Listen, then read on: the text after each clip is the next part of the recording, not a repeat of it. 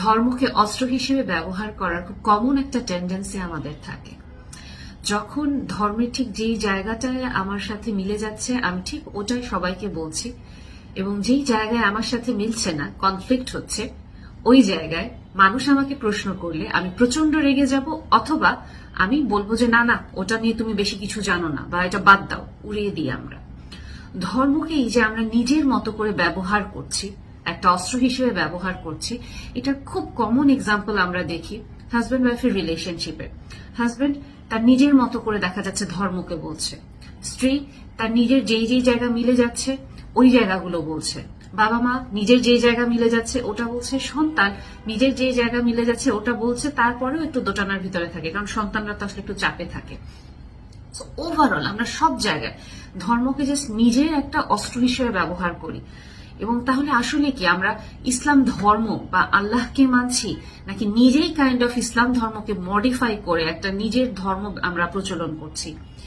এবং আপনার এখানে যে পয়েন্টটা, দ্বিতীয় পয়েন্ট খুব ইম্পর্টেন্ট, যদি আপনার সাথে এরকম কিছু হয়ে থাকে যে কেউ, আপনার পার্টনার বলেন, আপনার অফিসে আপনার বাবা মা বা আপনার সন্তান ভাই বোন আপনার এগেইনস্টে কন্টিনিউয়াস ধর্মের ফতোয়া দিচ্ছে, কিন্তু আপনার মনে হচ্ছে যে সামথিং ইজ ফিশি বা কিছু একটা আছে যেটা আমি জানি না, সেই ক্ষেত্রে দয়া করে আপনি ধর্মকে জানার চেষ্টা করেন।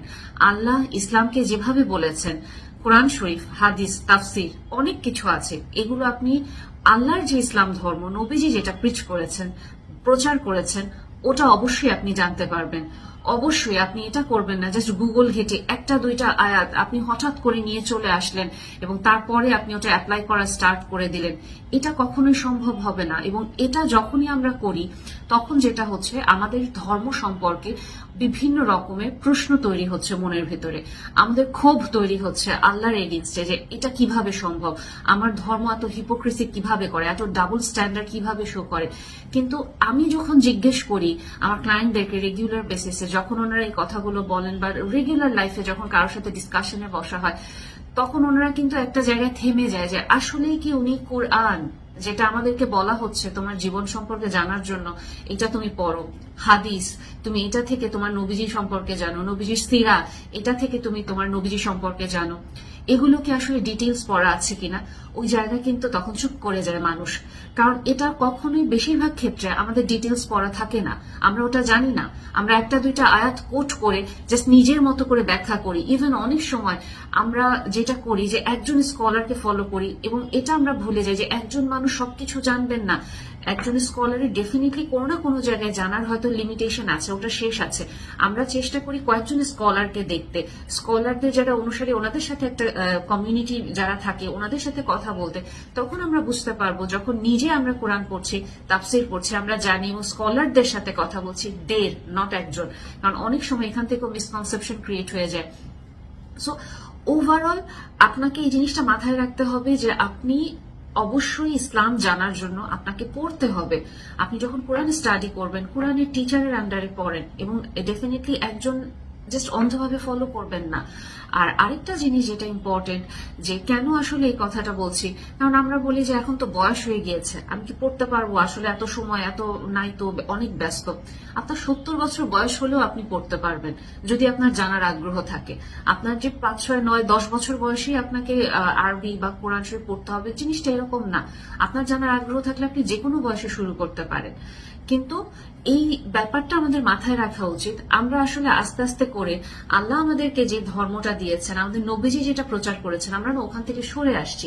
আমরা জাস্ট একটা কাইন্ড অফ বাপ দাদার প্রচলিত একটা ধর্ম পালন করছি, এবং মিক্স মানে একটা জিনিস চলে আসছে, লেজে গোবরের অবস্থা হয়ে যাচ্ছে, ওখান থেকে আমাদের ক্ষোভ চলে আসছে। এবং আরো যে জিনিসটা খুবই মজার ব্যাপার, যে সূরা আলী ইমরানের 7 নম্বর আয়াতে আল্লাহ তাআলা বলেই দিচ্ছেন যে এখানে কিছু আয়াত আমি দুর্বোধ্য করে রেখেছি, আর কিছু খুব স্পষ্ট করে রেখেছি, এবং দুর্বোধ্য আয়াত নিয়ে তোমরা এটা নিয়ে বেশি তোমরা ঘাটার চেষ্টা করবা। এখান থেকেই যাদের ইমানের বক্রতা আছে ওরা আস্তে আস্তে সরে যাবে, যারা জ্ঞানী ওরা আস্তে আস্তে করে ওই জিনিসটা বুঝবে এবং প্রপারলি যেই জায়গা বুঝতে পারবে না ওখানে বলবে যে আল্লাহ পারফেক্ট। সো আল্লাহ জানেন যে ইস্যুটা ক্রিয়েট হবে এবং এ কারণে উনি ওটা সলিউশনও দিয়ে দিচ্ছেন। অবশ্যই এর জন্য আমাদের উচিত যে আমরা প্রশ্ন করব ঠিকই, কিন্তু আমরা আসলে এমন যদি হয় যে আমরা সার্জনের কাছে আসলে সাইকিয়াট্রি সম্পর্কে জানতে চাচ্ছি, একজন সাইকিয়াট্রিস্টের কাছে আমি গলব্লাডার অপারেশন করার জন্য চলে গেলাম, এটা তো আসলে মানে মানায় না। সো আমাকে বুঝতে হবে আমি কোত্থেকে জ্ঞান অর্জন করব, এবং আমাকে যখন আসলে একজন মানুষ চট করে ফতোয়া দিবে, আমি কি শুধু মানুষটার মুখের ভাষার উপরে ডিপেন্ড করব, নাকি আমিও জিনিসটা পড়বো, আমিও জিনিসটা নিয়ে ভাববো, আমি রিফ্লেক্ট করব। এবং ইসলাম ধর্মে কখনো আপনাকে এটা বলা হচ্ছে না কোনো প্রশ্ন করা যাবে না, চুপ করে মেনে নিতে হবে না, আপনি প্রশ্ন করতে পারবেন। এবং এটাই আল্লাহ বলতেছে যে চিন্তা করো, ভাবো, রিফ্লেক্ট করো। তাহলে আমরা কেন আটকে যাচ্ছি? এবং অনেক ক্ষেত্রে যেটা আমি দেখি যে আমরা যখন এরকম দেখছি যে আমার ধর্মের একটা ডাবল স্ট্যান্ডার্ড চলে আসছে, হিপোক্রেসি চলে আসছে, ভিতর থেকে আমাদের একটা টানাপোড়েন শুরু হয় এবং তখন আমরা ডিপ্রেশনের দিকে চলে যেতে থাকি। কারণ আমি এটাও অনুভব করি যে আল্লাহর উপরে আমি নির্ভর করতে চাচ্ছি, আল্লাহ ছাড়া আমার কেউ নাই। আরেক দিকে আমি এটা কষ্ট পাচ্ছি যে আমি আসলে কার উপরে ডিপেন্ড করব, কারণ এখানে তো আসলে কি ডাবল স্ট্যান্ডার্ড, কি হিপোক্রেসি।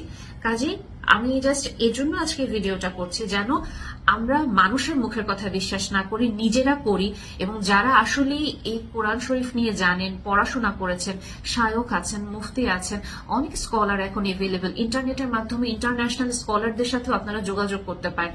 কথা বলি, আমরা ইনফরমেশন আদান প্রদান করি এবং নিজেদেরকে জাস্ট একটা গণ্ডির ভিতরে আটকে না রাখি।